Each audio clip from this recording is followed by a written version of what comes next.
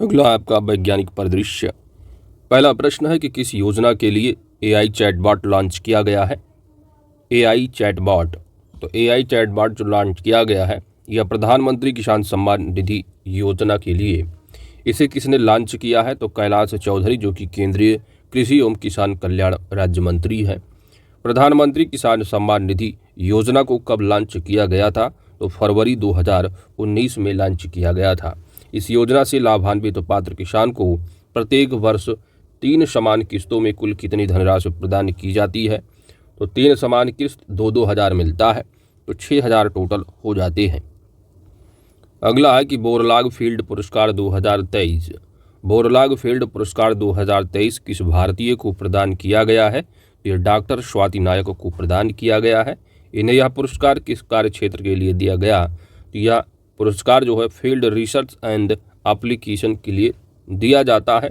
Doctor Swati नायक कौन है? यह अंतर्राष्ट्रीय धान अनुसंधान संस्थान में भारतीय वैज्ञानिक हैं। सितंबर 2023 में किस वायरस के संक्रमण से निपटने के लिए ट्रूनेट परीक्षण जांच की अनुमति दी गई है? यह निपाह वायरस है। यह अनुमति किसके द्वारा प्रदान की गई? भारतीय चिकित्सा अनुसंधान परिषद के द्वारा। किस राज्य में निपाह वायरस से लोगों की मृत्यु हुई? तो केरल। निपाह किस तरह का वायरस होता है?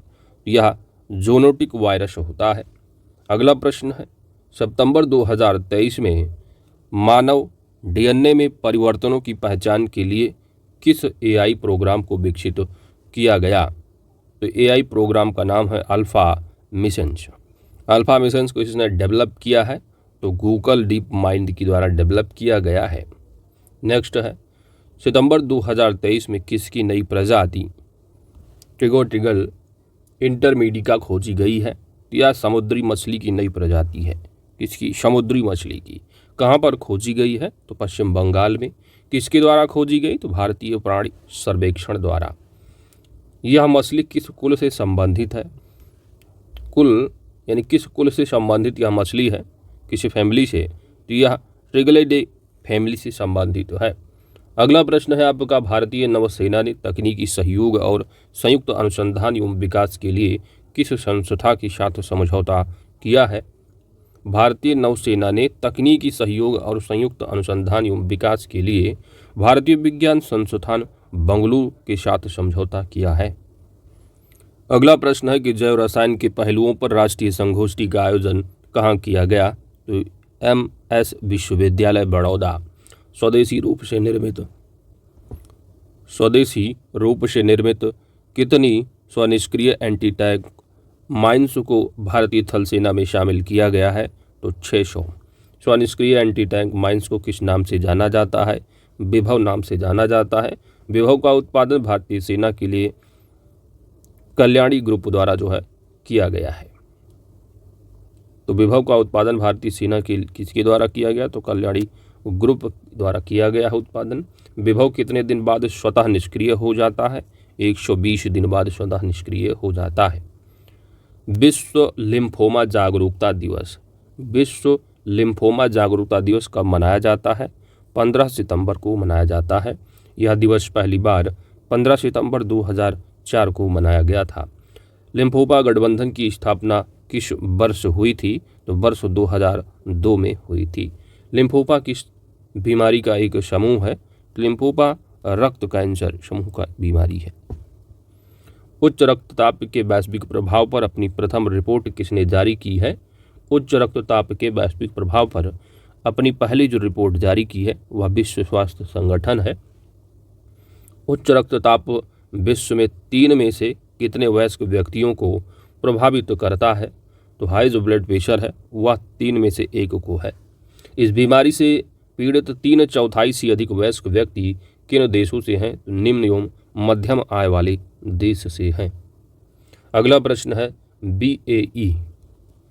तो BAE सिस्टम ने किसके साथ भारत में BBS 10 ऑल-टेरन वाहन लाने के लिए साझेदारी की है? तो LNT है, लार्सन एंड टुब्रो। BBS 10 के नए संस्करण का क्या नाम होगा? तो BBS 10 सिंधु। सितंबर 2023 में खबरों में रहा मस्त 6 1000 क्या है? यह मानव युक्त पनडुब्बी वाहन है। मत्स्य 6000 क्या है? यह मानव युक्त पनडुब्बी वाहन है। भारत के पहले मानव युक्त पनडुब्बी वाहन को किस मिशन के तहत परीक्षण किया जाएगा? तो समुद्रयान मिशन के तहत परीक्षण किया जाएगा। किस वर्ष 3 भारतीयों के साथ मत्स्य 6000 का समुद्र में जलावतरण करने की संभावना है? तो बताया जा रहा है वर्ष 2026 में। 3 भारतीयों को मत्स्य 6000 के साथ समुद्र में कितनी गहराई पर जलावतरण किया जाएगा? तो 6000 मीटर में ही रहेगा। भारत के पहले मानवयुक्त समुद्रयान मिशन का उद्देश्य क्या है? तो समुद्र के दुर्लभ खनिज संसाधनों की खोज करना है। भारत से पहले कितने देशों ने मानव सबमर्सिबल का निर्माण किया है? तो 5 हैं। भारत से पहले कौन से? अमेरिका, रूस, जापान, फ्रांस और चाइना है।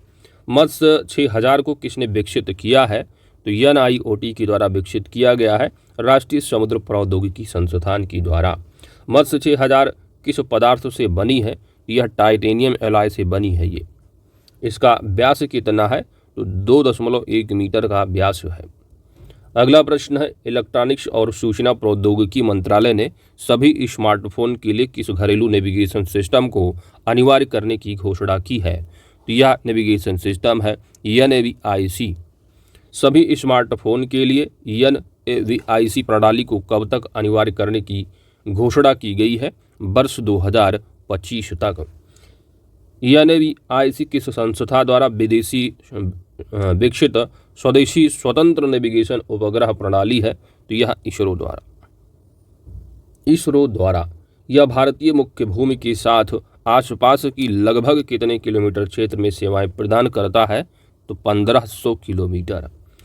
NAVIC में कुल कितने उपग्रह शामिल हैं? तो 7 उपग्रह शामिल हैं। कितने उपग्रह क्रमशः भूस्थैतिक कक्षा और भूतुल्यकालिक कक्षा में हैं? तो भूस्थैतिक में 3 है और भूतुल्यकालिक में 4 हैं। यह किस देश के GPS के समान है? तो यह अमेरिका के GPS के समान है। NAVIC का उद्देश्य क्या है? इसका उद्देश्य है नेविगेशन में सहायता के लिए सटीक स्थिति की सूचना प्रदान करना। अगला प्रश्न है कि रक्षा विज्ञान प्रौद्योगिकी और उद्योग सहयोग पर भारत मलेशिया संयुक्त उपसमिति की 10वीं बैठक कहाँ आयोजित की गई? तो यह नई दिल्ली में। इस बैठक की सह अध्यक्षता किसके द्वारा की गई है? राजीव प्रकाश भारत एवं एरिस जेमादी बिन ताजुद्दीन मलेशिया के द्वारा। भारतीय वायुसेना द्वारा कार्गो विमान से टाइप 5 हैवी ड्रॉप सिस्टम का सफल परीक्षण किया गया। इसका निर्माण किसने किया है? इसका निर्माण aerial delivery research and development establishment Agra के द्वारा किया गया है। टाइप 5 हैवी ड्रॉप सिस्टम क्या है? यह एक पैराशूट सिस्टम है। इसका वजन उठाने की क्षमता कितनी है? तो यह 20 टन की वजन तक उठा सकता है। अगला है कि हाल ही में उड़ीसा में 5 लोगों की मौत के कारण खबरों में रहा स्क्रब टाइफस। 5 लोगों की मौत हुई है स्क्रब टाइफस से। तो स्क्रब टाइफस क्या है? एक बैक्टीरिया जीवाणु है। स्क्रब टाइफस के प्रमुख लक्षण क्या है? तो इससे बुखार होता है, ठंड लगती है, सिर दर्द आदि होता है। स्क्रब टाइफस रोग का प्रमुख वाहक कौन है? यह मांसपेशियों है। अगला है आपका भारतीय भूवैज्ञानिक सर्वेक्षण प्रशिक्षण संस्थान। भारतीय भूवैज्ञानिक सर्वेक्षण प्रशिक्षण संस्थान ने राष्ट्रीय प्राकृतिक संसाधन प्रबंधन तंत्र के अंतर्गत क्षमता निर्माण के लिए किससे समझौता किया है? तो इसरो से समझौता किया है, भारतीय अंतरिक्ष अनुसंधान संगठन से। यह समझौता कितने वर्षों के लिए है? तो यह समझौता 5 वर्षों के लिए किया गया है। GSITI का मुख्यालय हैदराबाद में है। इसकी स्थापना वर्ष 1976 में की गई थी। अगला है आपका दुनिया के पहले AI रोबोट को प्रयोगात्मक CEO को कहाँ नियुक्त किया गया है? तो पोलैंड में नियुक्त किया गया है। AI रोबोट को प्रयोगात्मक CEO को कहाँ नियुक्त किया गया है? तो पोलैंड। AI रोबोट CEO का नाम क्या है? मीका नाम है। क्या नाम है? मीका। तो सबसे पहले CEO जो AI CEO कहाँ नियुक्त हुआ है? पोलैंड में। नाम क्या है इनका? मीका। AI रोबोट CEO को किस कंपनी द्वारा नियुक्त किया गया है? किस कंपनी में है ये? तो डिक्टाडोर लग्जरी रम निर्माता है, तो इसी में इसको जो है नियुक्त किया गया है सीओ कंपनी का, AIC होगा भाई। सशस्त्र बलों के लिए मानव रहित निर्देशित वाहन किसने लॉन्च किया है? तो एरोबोट ने लॉन्च किया है। यह मानव रहित निर्देशित वाहन कितने किलोग्राम वजन ले जाने की में सक्षम होगा? 200 किलोग्राम यानी 2 कुंतल। एरोबोट की स्थापना संयुक्त रूप से किनके द्वारा की गई है? तो रघुवंशी ग्रुप और फार ईस्ट के द्वारा संयुक्त रूप से की गई है। रघुवंशी ग्रुप का मुख्यालय हैदराबाद तेलंगाना में स्थित है। इसकी स्थापना वर्ष 1992 में हुई थी। नेक्स्ट प्रश्न है आपका, डॉली भेड़। डॉली भेड़ क्लोन का निर्माण करने वाली टीम का नेतृत्व करने वाले किस वैज्ञानिक का 79 वर्ष की अवस्था में निधन हो गया? तो ये इयान बिलमुट है। इयान बिलमुट का संबंध किस देश से है? तो इयान बिलमुट है ब्रिटेन से। डॉली भेड़ क्लोन का जन्म हुआ था 5 जुलाई 1996 को। नेक्स्ट प्रश्न है, नासा के किस टेलीस्कोप ने एक बाह्य ग्रह पर कार्बन डाइऑक्साइड तथा मीथेन की उपस्थिति की खोज की है? वेरी वेरी इंपॉर्टेंट है। नासा के किस टेलीस्कोप ने एक बाह्य ग्रह पर कार्बन डाइऑक्साइड तथा मीथेन की उपस्थिति की खोज की है? या जेम्स वेब स्पेस टेलीस्कोप द्वारा। इसकी खोज किस बाह्य ग्रह के अध्ययन के दौरान की गई? तो K2-18b। यह ग्रह पृथ्वी से कितना दूर है? 120 प्रकाश वर्ष दूर है। किस वैश्विक कंपनी ने अंतरिक्ष प्रौद्योगिकी नवोन्मेष को समर्थन देने के लिए इसरो और इनस्पेस के साथ समझौता किया है? इसरो और अमेजन वेब सर्विसेज के साथ। अमेजन वेब सर्विसेज किस तरह सहयोग प्रदान करेगी? तो क्लाउड कंप्यूटिंग के जरिए सहयोग प्रदान करेगी। क्लाउड कंप्यूटिंग कैसी प्रौद्योगिकी है? तो बिना इंस्टॉल किए डाटा प्रोग्राम को इंटरनेट में स्टोर और एक्सेस करना। नेक्स्ट है कि कौन सी कंपनी अपने मोबाइल में इंडियन सैटेलाइट नेविगेशन सिस्टम तकनीक का इस्तेमाल करेगी? कौन सी कंपनी अपने मोबाइल में इंडियन सैटेलाइट नेविगेशन सिस्टम तकनीक का इस्तेमाल करेगी? यह है आईफोन। किस राज्य में निपाह वायरस से 2 लोगों की मृत्यु हो गई? तो Nipah virus Kerala. Nipah virus का वाहक कौन होता है? यह चमगादड़ है। तो चमगादड़ से फैलता है निपाह वायरस। निपाह वायरस का पता प्रथम बार किस देश में चला था? तो सबसे पहले निपाह वायरस का पता वर्ष 1999 में मलेशिया में चला था पता।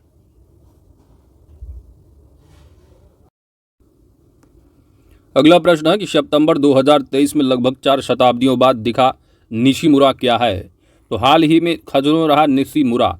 निशिमुरा क्या है? तो यह एक धूमकेतु है। या किस रंग का धूमकेतु है? तो हरा रंग का धूमकेतु है निशिमुरा। हरे धूमकेतु को किस नाम से नामित किया गया है? तो C2023 P1 के नाम से। इस धूमकेतु की खोज किसने की है? वैज्ञानिक का नाम है हिदेयो निशिमुरा। तो निशिमुरा के नाम से ही है। सितंबर 2023 में यह धूमकेतु कितनी शताब्दियों बाद दिखाई दिया है? तो लगभग 4 शताब्दी बाद। कितने? 4। किस देश के वैज्ञानिकों ने सुअर के भ्रूण के अंदर सफलतापूर्वक मानव किडनी विकसित की है? यह चाइना वाले हैं। अब बताओ, सुअर के भ्रूण के अंदर सफलतापूर्वक मानव किडनी विकसित की है, कौन है? ये चाइनीज है। सितंबर 2023 में किस ग्रह पर सफलतापूर्वक ऑक्सीजन विकसित किया गया है? सफलतापूर्वक ऑक्सीजन विकसित किया गया है तो किस ग्रह पर? यह मंगल ग्रह पर है।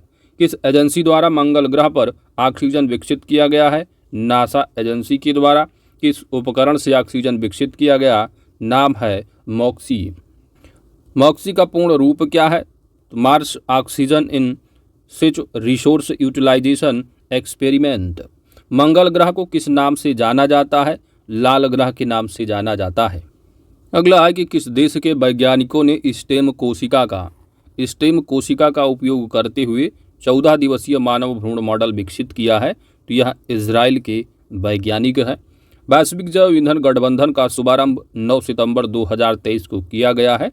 इस पहल के संस्थापक देश कौन कौन से हैं? तो वैश्विक जैव ईंधन गठबंधन का शुभारंभ 9 सितंबर 2023 को हुआ। इसमें संस्थापक जो देश हैं अपना भारत है, संयुक्त राज्य अमेरिका है और ब्राज़ील है। तो BBA है भारत, ब्राज़ील और संयुक्त यानी अमेरिका। अगला है कि G20 देशों ने पर्यावरण और जलवायु परिवर्तन की चुनौतियों से निपटने के लिए G20 देशों ने पर्यावरण और जलवायु परिवर्तन की चुनौतियों से निपटने के लिए किस समझौते को अपनाया है? तो हरित विकास समझौता है। कौन सा विकास? हरित विकास। भारत और दुनिया के अन्य हिस्सों में 6G वायरलेस प्रौद्योगिकियों पर सहयोग का अवसरों का पता लगाने के लिए किसके माध्यम से समझौता ज्ञापन पर हस्ताक्षर किया गया है? भारत और दुनिया के अन्य हिस्सों में 6G वायरलेस प्रौद्योगिकियों पर सहयोग के अवसरों का पता लगाने के लिए किसके मध्य समझौता ज्ञापन पर हस्ताक्षर किया गया है? तो भारत 6G अलायंस और नेक्स्ट जी अलायंस के साथ। अगला प्रश्न है कि किस देश ने मिनटमैन 3 मिसाइल का सफलतापूर्वक परीक्षण किया है? यह अमेरिका है। कौन सा है? मिनटमैन 3 मिसाइल का सफलतापूर्वक परीक्षण करने वाला कंट्री अमेरिका है। मिनटमैन 3 किस तरह से मिसाइल है? तो किस तरह की मिसाइल है? तो यह अंतर महाद्वीपीय बैलिस्टिक मिसाइल है। अंतर महाद्वीपीय बैलिस्टिक मिसाइल। इसका परीक्षण कहाँ से किया गया है? तो यह Vandenberg space force base California से। मिनटमैन 3 मिसाइल की रेंज कितनी है? रेंज आप देख पा रहे हैं कितनी रेंज है? 10,000 किलोमीटर की रेंज है, जिसकी स्पीड है 24,000 किलोमीटर प्रति घंटा। 1 घंटे में 24,000 किलोमीटर की स्पीड है। रेंज है कितनी? 10,000 किलोमीटर। अगला प्रश्न है कि सिलकर बनाए जाने वाले जहाज की प्राचीन भारतीय विधा को पुनः जीवित करने हेतु परियोजना की शुरुआत कहाँ पर की गई है? सिलकर बनाए जाने वाले जहाज की प्राचीन भारतीय विधा को पुनः जीवित करने हेतु परियोजना की जो शुरुआत है वो कहाँ पर की गई है? गोवा में शुरुआत इसकी की गई है। सरकारी कर्मचारियों को साइबर सुरक्षा कौशल में प्रशिक्षित करने के लिए गूगल क्लाउड प्लेटफॉर्म ने किसके साथ समझौता किया है? तो यह भारतीय कंप्यूटर आपातकालीन प्रतिक्रिया टीम के साथ CERT इंडिया। भारतीय कंप्यूटर आपातकालीन प्रतिक्रिया टीम का गठन कब किया गया था? वर्ष 2004 में इसका गठन किया गया था। इसके महानिदेशक संजय बहल हैं। गूगल क्लाउड के मुख्य कार्यकारी अधिकारी कौन है वर्तमान में? तो इनका नाम है थॉमस कुरियन। कहाँ के वैज्ञानिकों द्वारा कैंसर की कोशिकाओं का पता लगाने और उन्हें खत्म करने के लिए नया दृष्टिकोण विकसित किया है? यह भारतीय विज्ञान संस्थान ISC क्या है? बंगलुरु है। वैज्ञानिकों द्वारा इसमें किसका प्रयोग किया जाएगा? तो सोने और तांबे के सल्फाइड से बने हाइब्रिड नैनो कणों का। भारतीय विज्ञान संस्थान है कहाँ पर? तो यह बंगलुरु कर्नाटका में है। इसकी स्थापना वर्ष 1909 ईस्वी में हुई थी। अगला प्रश्न है विश्व ड्यूचेन मस्कुलर डिस्ट्रॉफी दिवस कब मनाया जाता है? 7 सितंबर को मनाया जाता है। वर्ष 2023 की थीम है ड्यूचेन ब्रेकिंग बैरियर। यह किस प्रकार की बीमारी है? तो एक दुर्लभ आनुवांशिक बीमारी है। अगला प्रश्न है दोस्तों कि अंतर्राष्ट्रीय अंतरिक्ष स्टेशन पर सबसे ज़्यादा समय बिताने वाले अंतरिक्ष यात्री कौन बन गए हैं? तो अंतर्राष्ट्रीय अंतरिक्ष स्टेशन पर सबसे ज़्यादा समय बिताने वाले अंतरिक्ष यात्री फ्रैंक रूबियो बन गए हैं। कौन? Frank Rubio. इन्होंने अंतरिक्ष में कितना समय बिताया है? तो 371 दिन। सबसे ज़्यादा 371 दिन। तो एक साल में 365-66 दिन। अब देखो कितना 371 दिन, तो एक साल से भी ज़्यादा समय बिताया है। वे ISS यानी अंतर्राष्ट्रीय अंतरिक्ष स्टेशन पर कब गए थे? तो सितंबर 2022 में गए थे। कब? सितंबर 2022 में गए थे। इससे पूर्व यह रिकॉर्ड जो किसके नाम था? तो मार्क बंदे है, जिन्होंने 355 दिन जो है अंतरिक्ष यात्री के रूप में वहाँ पर समय बिताया था। तो मार्क बंदे है का रिकॉर्ड तोड़ दिया फ्रैंक रूबियो ने 371 दिन बिताकर। अगला प्रश्न है साइंस एडवांसेज में प्रकाशित शोध के अनुसार भारत में कब तक भूजल में 3 गुना कमी का खतरा है? भारत में कब तक भूजल में 3 गुना कमी का खतरा है? तो वर्ष 2080 तक। कब तक? 2080 तक। भारत के पहले AI संचालित एंटी ड्रोन सिस्टम का क्या नाम है? वेरी इंपॉर्टेंट है। भारत का पहला AI संचालित एंटी ड्रोन सिस्टम का नया नाम है इंद्रजाल। क्या नाम है दोस्तों? इंद्रजाल। तो इंद्रजाल है ये। इस कंपनी यानी किस कंपनी द्वारा इंद्रजाल को डेवलप किया गया है? तो ग्रेने रोबोटिक्स हैदराबाद के द्वारा इंद्रजाल को डेवलप किया गया है। इंद्रजाल है क्या? यह भारत का पहला AI संचालित एंटी ड्रोन सिस्टम है।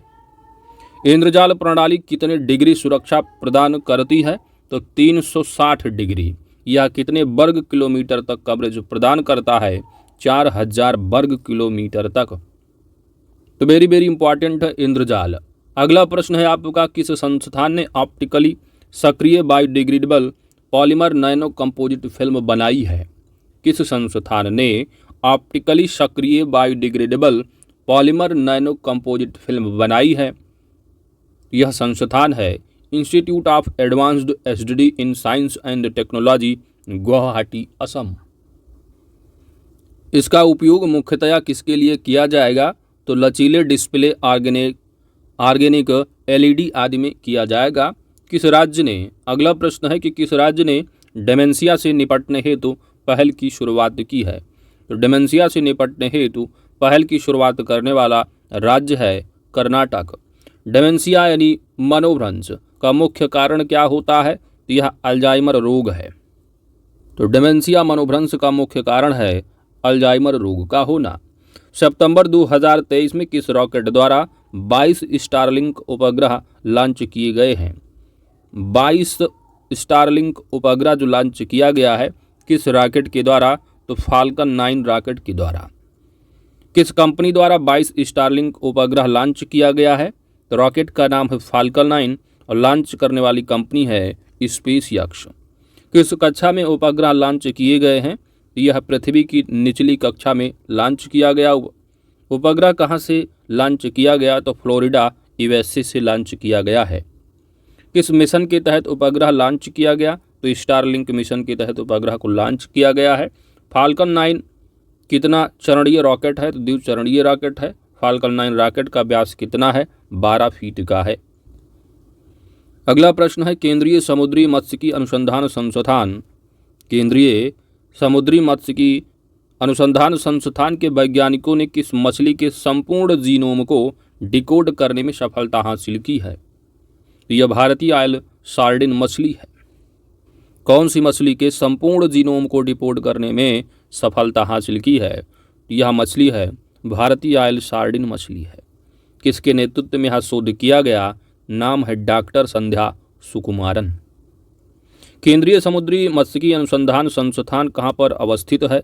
यह कोच्चि, केरल में अवस्थित है। इसकी स्थापना फरवरी 1947 ईस्वी में की गई थी, यानी देश आज़ाद होने के पहले। किस कंपनी द्वारा इक्वलिटी ड्रोन प्रशिक्षण कार्यक्रम शुरू किया गया है? तो गरुड़ एरोस्पेस प्राइवेट लिमिटेड के द्वारा शुरू किया गया है। यह कार्यक्रम किन लोगों को सशक्त बनाने के लिए है? तो दिव्यांग लोगों के लिए। तो इक्वलिटी ड्रोन प्रशिक्षण कार्यक्रम, इक्वलिटी ड्रोन प्रशिक्षण कार्यक्रम किससे संबंधित है? यह जो दिव्यांग लोग हैं उनको सशक्त बनाने के लिए है। किस कंपनी द्वारा शुरू किया गया है? गरुड़ एरोस्पेस प्राइवेट लिमिटेड के द्वारा शुरू किया गया है। कहाँ पर? तो यह चेन्नई में शुरू किया गया है। गरुड़ एरोस्पेस ने किसकी साझेदारी में यह कार्यक्रम शुरू किया है? तो भारत ड्रोन एसोसिएशन और नेशनल ड्रोन पायलट एसोसिएशन की साझेदारी में। यह कितने दिवसीय प्रशिक्षण कार्यक्रम होगा? तो 10 दिवसीय है ये। गरुड़ एरोस्पेस प्राइवेट लिमिटेड की स्थापना वर्ष 2015 में हुई थी। अगला प्रश्न है आपका कि भारतीय वनस्पति सर्वेक्षण को बांस आधारित किस उत्पाद के लिए पेटेंट प्राप्त हुआ है? भारतीय वनस्पति सर्वेक्षण को बांस आधारित किस उत्पाद के लिए पेटेंट प्राप्त हुआ है? यह है पुनः प्रयोज्य स्ट्रा। इसका निर्माण बांस की किस प्रजाति द्वारा किया जाता है? तो बांस की प्रजाति का नाम है सिजोस्टेचियम अंडमानिकम। बांस की उक्त प्रजाति यानी सिजोस्टेचियम अंडमानिकम जो प्रजाति है किस राज्य में पाई जाती है? तो यहाँ पर लिखा अंडमानिकम, तो अंडमान और निकोबार द्वीप समूह में। भारतीय वनस्पति सर्वेक्षण की स्थापना वर्ष 1890 में की गई थी। भारतीय वनस्पति सर्वेक्षण की स्थापना कब की गई थी? 1890 ईस्वी में। तो 1890 ईस्वी में भारतीय वनस्पति सर्वेक्षण संस्थान की स्थापना की गई थी और इसका जो मुख्यालय है दोस्त वह कोलकाता पश्चिम बंगाल में है। अगला प्रश्न है कि 1 वीक 1 लैब कार्यक्रम का आयोजन किसके द्वारा किया जा रहा है। 1 वीक 1 लैब कार्यक्रम का आयोजन किसके द्वारा किया जा रहा है। यह वैज्ञानिक एवं औद्योगिक अनुसंधान परिषद द्वारा यानी CSIR के द्वारा 1 वीक 1 लैब कार्यक्रम का आयोजन किया जा रहा है। 7 सितंबर 2023 को किस देश ने मून मिशन, नाम क्या है मून मिशन, मून स्पाइनर, क्या नाम है मून मिशन, मून मिशन का नाम क्या, मून स्नाइपर, ठीक है, मून स्नाइपर लॉन्च किया है। तो मून स्नाइपर जो लॉन्च किया गया है किस देश का यह मून मिशन है, तो यह जापान का है। जापान ने लॉन्च किया है और किस रॉकेट के माध्यम से लॉन्च किया है, तो इस रॉकेट का नाम है H-2A। कहाँ से लॉन्च किया, तो यह तनेगाशिमा अंतरिक्ष केंद्र से लॉन्च किया है। यह मिशन चांद की सतह पर कब लैंड करेगा, तो यह फरवरी 2024 में। बाकी अपना भारत ने तो रिकॉर्ड तोड़ ही दिया है। आगे बढ़ते हैं। किस देश में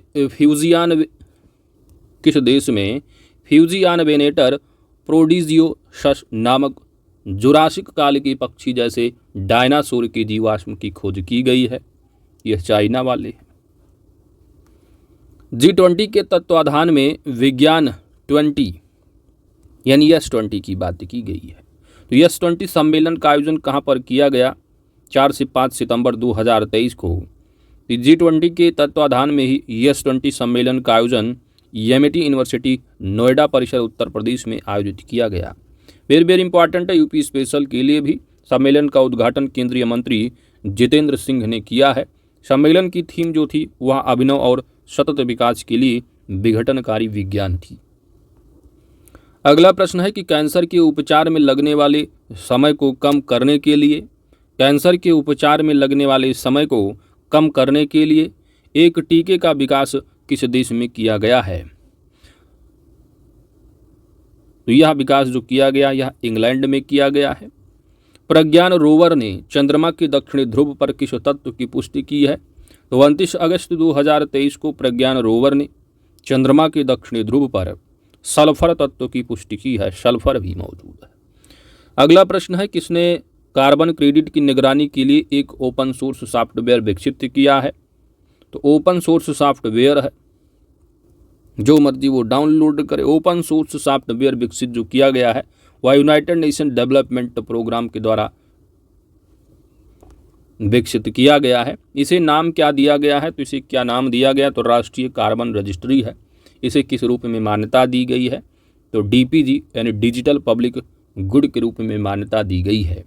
UNDP का विस्तृत रूप क्या है, तो यूनाइटेड नेशन डेवलपमेंट प्रोग्राम है, संयुक्त राष्ट्र विकास कार्यक्रम है। अगला प्रश्न है नवीकरणीय ऊर्जा ग्रीन हाइड्रोजन और इसके डेरिवेटिव के संबंध में सहयोग के लिए NTPC ने किसके साथ समझौता किया है। तो नवीकरणीय ऊर्जा ग्रीन हाइड्रोजन और इसके डेरिवेटिव के संबंध में सहयोग के लिए NTPC ने ऑयल इंडिया लिमिटेड के साथ समझौता किया है। अगला है कि भारत में किस स्पेस टेक स्टार्टअप द्वारा पहली बार ड्रोन आधारित high resolution all weather imaging system का अनावरण किया गया है। यह गैलेक्स आई है। तो GalaxEye space tech startup द्वारा पहली बार ड्रोन आधारित high resolution all weather imaging system का अनावरण किया गया है अगस्त 2023 में। अगला प्रश्न है दोस्त कि किस पहले भारतीय मिशन को सूर्य का अध्ययन करने के लिए लॉन्च किया गया है। तो किस पहले भारतीय मिशन को सूर्य का अध्ययन करने के लिए लॉन्च किया गया है 2 सितंबर 2023 को। यह आदित्य L1 है। तो सूर्य का पर्यायवाची भी क्या होता है, आदित्य। तो सूर्य का अध्ययन करने के लिए आदित्य L1 है। आदित्य L1 को किस रॉकेट से लॉन्च किया गया है, तो PSLV। तो व्हीकल जो आपसे पूछ लिया जाता है, तो पोलर सैटेलाइट लॉन्च व्हीकल है, C-57 है आदित्य L1 का, ठीक है। तो आदित्य L1 को किस रॉकेट से लॉन्च किया गया है, PSLV C-57, याद रखिएगा। किसके द्वारा आदित्य L1 को लॉन्च किया गया, इसरो के द्वारा लॉन्च किया गया है। इसरो ने आदित्य L1 मिशन को कहाँ से लॉन्च किया, तो सतीश धवन अंतरिक्ष केंद्र श्रीहरिकोटा आंध्र प्रदेश से। आदित्य L1 मिशन में L1 क्या है? तो L1 का मतलब है यहाँ पर एल लैग्रेंज, क्या है? Lagrange point 1। L1 का मतलब है यहाँ पर लैग्रेंज पॉइंट 1। अंतरिक्ष में L1 पॉइंट कौन सी जगह है? तो जहाँ दो खगोलीय पिंडों जैसे कि सूर्य और पृथ्वी के गुरुत्वाकर्षण पर बल संतुलन में हो। तो L1 पॉइंट क्या है? तो L1 पॉइंट ऐसी जगह है जहाँ दो खगोलीय पिंडों के गुरुत्वाकर्षण बल क्या है? संतुलन में हो। आगे बढ़ते हैं। तो आदित्य L1 को याद रखिएगा, किसके द्वारा? तो PSLV C57। अगला प्रश्न है कि विश्व में पहली बार किसी महिला के दिमाग से निकाले गए कीड़े की लंबाई कितनी है? दुनिया में पहली बार हुआ है क्या? किसी महिला के दिमाग से निकाले गए कीड़े की जो लंबाई है वह कितनी है? 8 सेंटीमीटर का कीड़ा जो है पाया गया किसी महिला के दिमाग में। तो ये ऑस्ट्रेलियाई महिला है। कौन सी महिला? ऑस्ट्रेलियाई है। तो ऑस्ट्रेलियाई महिला के दिमाग से निकाले गए परजीवी कीड़े का नाम क्या है? इसका नाम है ओफिडास कुरिस्क। क्या है नाम इसका? ओफिडास कुरिस्क रोबर्टसी। अब बात यह है कि जो ओफिडास रिस रोबर्टसी है ये किन जीवों में पाया जाने वाला है? ये परजीवी जो पाया जाता है ये सांप में मिलता है। तो ये ऑस्ट्रेलियाई महिला के दिमाग से निकाला गया कीड़ा है ये, जिसकी लंबाई 8 सेंटीमीटर। आगे बढ़ते हैं। अगला प्रश्न है कि अगस्त 2023 में किसकी सुरक्षा के लिए नभमित्र डिवाइस, कौन सी डिवाइस है दोस्तों? नभमित्र डिवाइस विकसित किया गया है। तो मछुआरों की सुरक्षा के लिए है नभमित्र डिवाइस। क्या है? नभमित्र डिवाइस। याद रखिएगा, ये मछुआरों की सुरक्षा से संबंधित डेवलप डिवाइस है नभमित्र। किस उपकरण यानी यह उपकरण किसके द्वारा डेवलप किया गया है? तो अंतरिक्ष अनुप्रयोग केंद्र अहमदाबाद के द्वारा डेवलप किया गया है। नभमित्र डिवाइस किस पर आधारित संचार प्रणाली है? ये सैटेलाइट पर आधारित होगा नभमित्र डिवाइस, उपग्रह पर। अगला प्रश्न है बियॉन्ड विजुअल रेंज स्वदेशी मिसाइल अस्त्र का परीक्षण। बियॉन्ड विजुअल रेंज स्वदेशी मिसाइल अस्त्र का परीक्षण किस विमान से किया गया है? तो 23 अगस्त 2023 को हल्के लड़ाकू विमान तेजस से किया गया है। कहाँ से किया गया? गोवा तट से किया गया। अस्त्र किस प्रकार का मिसाइल है? तो अत्याधुनिक सुपरसोनिक मिसाइल है अस्त्र। तो हल्के लड़ाकू विमान तेजस द्वारा गोवा तट से जो है इसका परीक्षण किया गया है 23 अगस्त 2023 को। अगला प्रश्न है कि 21 अगस्त 2023 को किस देश ने पृथ्वी अवलोकन उपग्रह गाओफेन 12, तो गाओफेन 1204 जो लॉन्च किया गया है किस कंट्री के द्वारा? गाओफेन 12, तो यह चाइना ने लॉन्च किया है। गाओफेन 1204 उपग्रह किस रॉकेट से लॉन्च किया गया है? लॉन्ग मार्च 4C है। अगला प्रश्न है किस देश के वैज्ञानिकों ने बिना शुक्राणु, अंडाणु अथवा निषेचन के विश्व का प्रथम भ्रूण विकसित किया है? अब लो भैया, ये हैं कहाँ वाले? इजराइल वाले। इस समय इजराइल हमारा चल रहा धड़ाधड़ सब। तो प्रश्न क्या है कि किस देश के वैज्ञानिकों ने बिना शुक्राणु, अंडाणु अथवा निषेचन के विश्व का पहला भ्रूण विकसित किया है अगस्त 2023 में? तो यह इजराइल है। CRPF ने प्रतिष्ठित सुरक्षा टीमों में शामिल होने से पहले कर्मियों की मनोवैज्ञानिक जांच के लिए स्वदेशी रूप से विकसित किस सॉफ्टवेयर पर स्विच किया है? तो यह है सॉफ्टवेयर कौन सा? COPSYSS। इसे किसके द्वारा डेवलप किया गया है? तो DRDO की रक्षा मनोवैज्ञानिक अनुसंधान संस्थान की द्वारा। COPSYSS का विस्तृत रूप क्या है? तो कंप्यूटरीकृत मनोवैज्ञानिक स्क्रीनिंग सिस्टम। अगला प्रश्न है आपका कि किस राज्य में भारत का पहला आर्टिफिशियल इंटेलिजेंस स्कूल खोला गया है? तो भारत में किस राज्य ने पहला AI स्कूल खोला है? तो वह है केरल राज्य। देश के पहले AI स्कूल का नाम क्या रखा गया है? तो नाम है शांतिगिरी विद्या भवन। भारत का पहला AI स्कूल किस कक्षा के छात्रों के लिए होगा? तो कक्षा 8 से लेकर के कक्षा 12 तक। अगला प्रश्न है कि आत्मनिर्भर भारत को सशक्त बनाने के लिए किसने खादी रक्षा सूत का शुभारंभ किया है, यानी खादी राखी? तो खादी रक्षा सूत्र जो शुरू किया गया वो खादी एवं ग्रामोद्योग आयोग के द्वारा ही शुरू किया गया है। खादी एवं ग्रामोद्योग आयोग किस मंत्रालय के अधीन कार्य करता है? वेरी वेरी इंपॉर्टेंट है। तो यह MSME मंत्रालय के अधीन काम करता है। KBIC यानी खादी एवं ग्रामोद्योग जो आयोग है किस तरह का निकाय है? तो खादी एवं ग्रामोद्योग आयोग एक तरह का वैधानिक निकाय है। अगला प्रश्न है कि जैसे यहाँ पर खादी ग्रामोद्योग अक्सर आपसे पूछा भी जाता है, इस्टेब्लिश हुआ है तो एक्ट के रूप में जो फॉर्म हुआ ये अप्रैल 1957 है। ठीक है, अप्रैल 1957। एक वैधानिक निकाय है, an act set up by parliament है।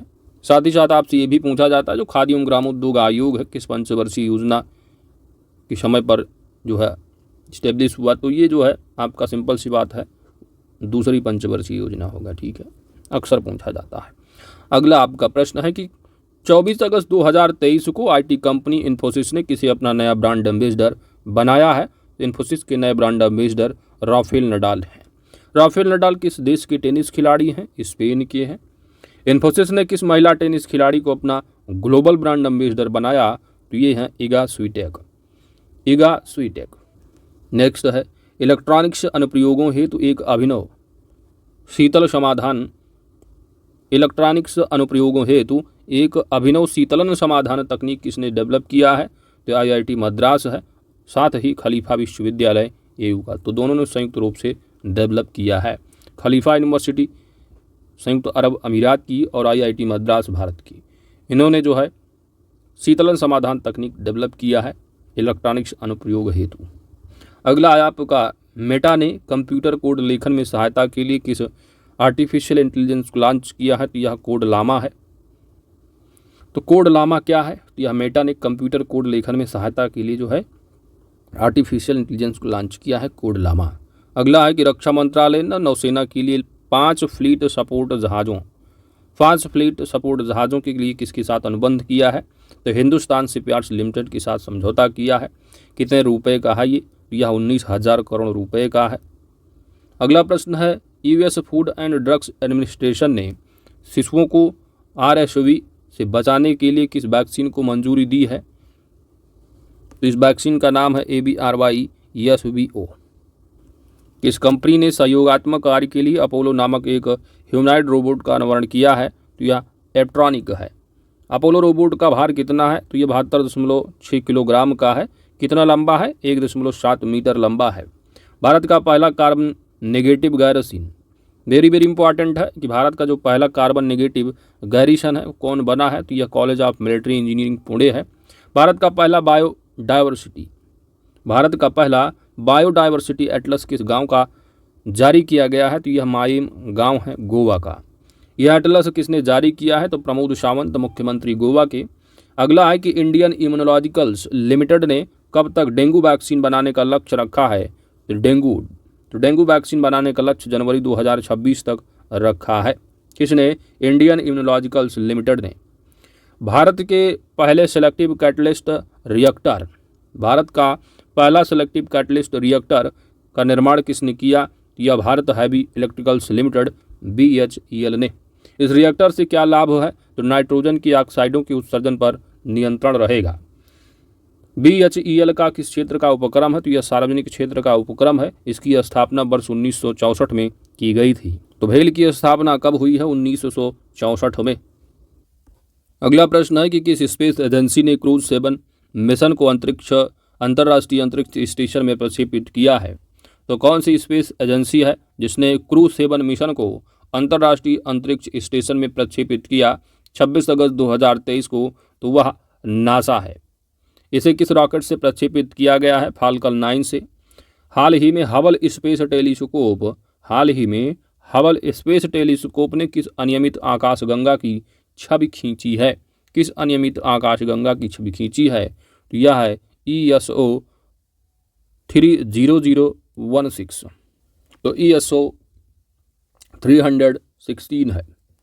यह जो अनियमित आकाशगंगा है, यह आकाशगंगा पृथ्वी से कितनी प्रकाश वर्ष की दूरी पर अवस्थित है? तो लगभग 28.7 मिलियन दूरी पर। तो आकाशगंगा पृथ्वी से कितनी प्रकाश वर्ष की दूरी पर है? 28.7 मिलियन। हाल ही में किस अभयारण्य में पहली बार एक दुर्लभ कालाबाज देखा गया है? भाई कौन सा वन्य जीव अभयारण्य है जहां पर पहली बार क्या देखा गया? एक दुर्लभ कालाबाज। तो कालाबाज जो देखा गया है वह है चैल वन्य जीव अभयारण्य है। कौन सा है कालाबाज जो देखा गया है? तो बाज और चील है ना, चील बाज। आप पढ़ते भाई बाज चील, तो थोड़ा याद रखना, बाज के पास ही चील होगा कुछ, तो चील यानी चैल वन्य जीव अभयारण्य। ठीक है, समझ जाएंगे आप कहाँ होगा, हिमाचल प्रदेश में। तो कालाबाज जो देखा गया है पहली बार किस अभयारण्य में, तो बाज से आप लगाएंगे कुछ क्या, चील। तो चैल वन्य जीव अभयारण्य पढ़ लेंगे, हिमाचल प्रदेश में अवस्थित है। यह बाज किस कुल से संबंधित है? तो यह बाज है किस कुल से संबंधित? एक्सीपिडिडे से। कौन सा कुल है? एक्सीपिडिडे। अगला प्रश्न है दोस्त कि विश्व में जीवित परजीवी कृमि का पहला मामला किस देश में पाया गया है? तो विश्व में जीवित परजीवी कृमि का पहला मामला ऑस्ट्रेलिया में पाया गया है।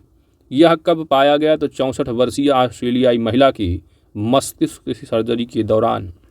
वही 8 सेंटीमीटर कीड़े की ही बात यहाँ पर की जा रही है। तो मस्तिष्क की सर्जरी के दौरान मिला है 8 सेंटीमीटर का कीड़ा, ऑस्ट्रेलियाई महिला है, 64 वर्षीय। अगला प्रश्न है हरित हाइड्रोजन में अनुसंधान के लिए IIT बॉम्बे ने किसके साथ समझौता किया है? तो HSBC के साथ समझौता किया है। हरित हाइड्रोजन में अनुसंधान के लिए IIT बॉम्बे ने HSBC के साथ समझौता किया है। अगला प्रश्न है कि शोधकर्ताओं द्वारा विकसित जेमिनी, क्या जेमिनी? तो शोधकर्ताओं ने डेवलप किया है जेमिनी। जेमिनी है क्या? तो जेमिनी एक नवीन रक्त परीक्षण तकनीक है। इसका विकास किस देश के शोधकर्ताओं द्वारा किया गया? ऑस्ट्रेलिया। जेमिनी का पूर्ण रूप क्या है? Gemini genome wide mutational incidence for non invasive detection of cancer. यह तकनीक किस रोग की प्राथमिक स्तर पर बिना चीरफाड़ के लिए पहचान से संबंधित है? तो सिंपल सी बात, कैंसर। अगला प्रश्न है कि डेल्फिटिया तुसुरुहाटेंसिस क्या है? नाम क्या है? डेल्फिटिया तुसुरुहाटेंसिस क्या है? तो यह एक प्रकार का बैक्टीरिया है। कहाँ पाया जाता है? तो एनोफिलीज मच्छर की आंत में मिलता है। कौन सा मच्छर? एनोफिलीज मच्छर की आंत में। इसका कौन सा स्ट्रेन प्लाज्मोडियम, यानी इसका कौन सा स्ट्रेन प्लाज्मोडियम परजीवियों को नियंत्रित करने में सक्षम है? तो यह TC1 स्ट्रेन है। प्रसवेतर अवसाद क्या है? अगला प्रश्न है प्रसवेतर अवसाद क्या है? तो ये एक प्रकार का मनोविकार है। इससे कौन प्रभावित होता है? महिलाएं बच्चों के जन्म के बाद। तो प्रसव है ना, प्रसव के उत्तर यानी प्रसव के बाद की बात है। तो प्रसव के बाद की बात अवसाद है। कौन सा? ये एक मनोविकार है, बच्चों के जन्म के बाद महिलाओं में पाया जाता है, प्रभावित होती है। इसका प्रमुख लक्षण होता है उदासी, चिंता, थकावट, भूख व वजन में कमी होना। इसके लिए पहली ओरल दवा कौन सी है? तो इसके लिए पहली जो ओरल दवा है वो है जुर्जुबे। तो जुर्जुबे को किसके द्वारा मंजूरी प्राप्त है? तो US food and drugs administration द्वारा प्राप्त है। अगला प्रश्न है थारोसारस क्या है दोस्त? थारोसारस इंडिकस क्या है? यह डायनासोर का जीवाश्म है। भारत में इसकी खोज कहाँ की गई है? तो इस डायनासोर के जीवाश्म की जो खोज की गई है यह राजस्थान के जैसलमेर में की गई है। क्या है ये? डायनासोर का जीवाश्म है थारोसारस इंडिकस। यह जीवाश्म किस कुल के डायनासोर का था? यह डिक्रायोसारिडी। कौन से कुल का डायनासोर है? डिक्रायोसारिडी कुल का। और यह कितने वर्ष पुराने डायनासोर का अवशेष है? तो 167 मिलियन वर्ष पुराने। पूर्व में इस कुल के जीवाश्म कहाँ से पाए गए थे? तो दक्षिणी अमेरिका, अफ्रीका व मेडागास्कर से। अगला प्रश्न है कि दुनिया का पहला ह्यूमनाइड रोबोटिक पायलट का क्या नाम है? नाम है इसका पिबोट। तो आपसे पूछ ले कि हाल ही में खबरों में रहा पिबोट क्या है? तो यह दुनिया का पहला ह्यूमनॉइड रोबोटिक पायलट है। इसका विकास किसके द्वारा किया गया है? तो Korea advanced institute of science and technology के द्वारा। तो पिवोट है दुनिया का पहला ह्यूमनॉइड रोबोटिक पायलट, तो यह Korea advanced institute of science and technology द्वारा डेवलप किया गया है। अगला प्रश्न है कि जो पाम काकटू है ना, पाम काकटू किसकी एक प्रजाति है? तो पाम काकटू भूरे या काले रंग के तोते की एक प्रजाति है। यह कहाँ की स्थानिक प्रजाति है? न्यू गिनी, कहाँ की? न्यू गिनी में मिलेगी आपको, अरुद्वीप और केप यार्क प्रायद्वीप में मिलती है। तो पाम काकटू, माफ कीजिए, पाम काकटू, तो पाम काकटू है क्या? तो भूरे या काले रंग के तोते, काला रंग का तोता देखे हो आप लोग, भूरे या काले रंग के तोते की एक प्रजाति है। अगला प्रश्न है कि सफलतापूर्वक क्लोन की जाने वाली पहली मानव कोशिका कौन सी थी? सफलतापूर्वक क्लोन की जाने वाली पहली मानव कोशिका कौन सी थी? वह थी हेनरीटा लैक्स कोशिका। कौन सी है? हेला कोशिका है। इस कोशिका की विशेषता क्या है? इस कोशिका की विशेषता है उत्परिवर्तन के कारण विभाजित होने की क्षमता के कारण कभी भी जीर्णता बिंदु तक नहीं। अगला है आपका कि किस देश ने विश्व का पहला BS6 स्टेज टू इलेक्ट्रिफाइड, किस देश ने विश्व का पहला BS6 stage two electrified flex fuel vehicle का अनावरण किया है? तो यह अपना भारत है। तो BS से आप समझ जाएंगे भारत की बात हो रही है। तो यह विश्व का पहला BS6 stage two electrified fuel flex fuel vehicle का अनावरण करने वाला यह अपना भारत है। यह वाहन किन ईंधनों पर चलने में सक्षम है? तो फ्लेक्सी फ्यूल यानी एक से अधिक ईंधन और बैटरी पर। इसका क्रियान्वयन किसके द्वारा किया जाएगा? तो डिजिटल यूनिवर्सिटी केरल के द्वारा किया जाएगा। इस कार्यक्रम का कुल परिव्यय बजट जो है वह कितना है? तो 94.85 करोड़ रुपए का है। अगला प्रश्न है कि हाल ही भारतीय वायुसेना में किस ड्रोन को शामिल किया गया है?